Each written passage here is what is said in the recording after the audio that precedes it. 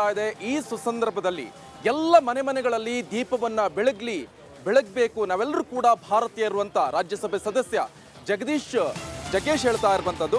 ನನ್ನ ಕಡೆಯಲ್ಲಿ ನರೇಂದ್ರ ಮೋದಿ ಅವರು ಕೂಡ ಇದಕ್ಕೆ ಕರೆಯನ್ನ ಕೊಟ್ಟಿದ್ದಾರೆ.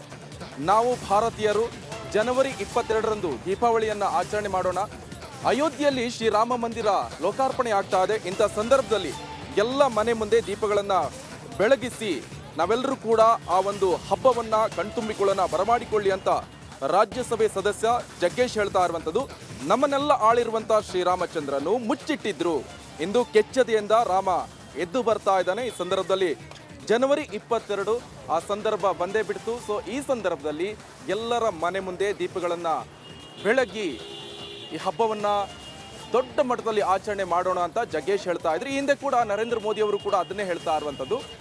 ದೊಡ್ಡ ಮಟ್ಟದಲ್ಲಿ ದೀಪಾವಳಿ ತರ ಆಚರಣೆ ಮಾಡೋಣ, ಈ ಒಂದು ಸಂತೋಷವನ್ನ ಎಲ್ಲರೂ ಕೂಡ ಹಂಚಿಕೊಳ್ಳೋಣ, ಎಲ್ಲರ ಮನೆ ಮುಂದೆ ದೀಪಗಳನ್ನ ಬೆಳಗಿಸುವ ಅಂತ ಹೇಳ್ತಾ ಇದ್ದ.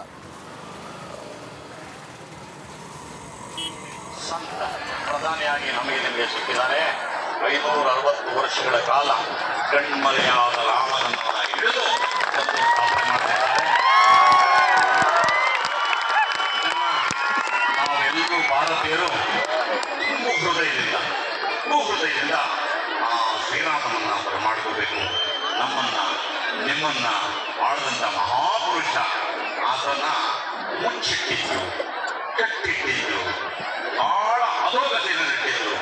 ಇವತ್ತು ಅವನ ಕೆಚ್ಚಡೆಯಿಂದ ಎದ್ದು ಬರ್ತಾ ಇದ್ದಾನೆ. ನಿಮ್ಮ ಎಲ್ಲರಿಗೂ ಮಧ್ಯ ಬಾಳ್ಬೇಕು ಅಂತ ಬರ್ತಿದ್ದಾನೆ. ಅಂತ ಕೆಲಸ ನನ್ನ ಪ್ರಧಾನಿ ಅಂತ ಹೆಮ್ಮೆಯಿಂದ ಹೇಳ್ತೀನಿ ಅವ್ರು ಮಾಡಿದ್ದಾರೆ. ಎಷ್ಟೆಷ್ಟೆಲ್ಲ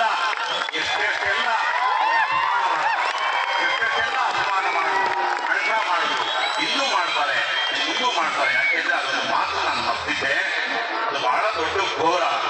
ಇವತ್ತು ಅಂತ ಒಂದು ದೊಡ್ಡ ಸನಾತನ ಧರ್ಮವನ್ನ ಪುನರುದ್ಧಾರ ಮಾಡುವಂತ ಮಹನೀಯರು ಬಂದಾಗ ಅವನೆಂತ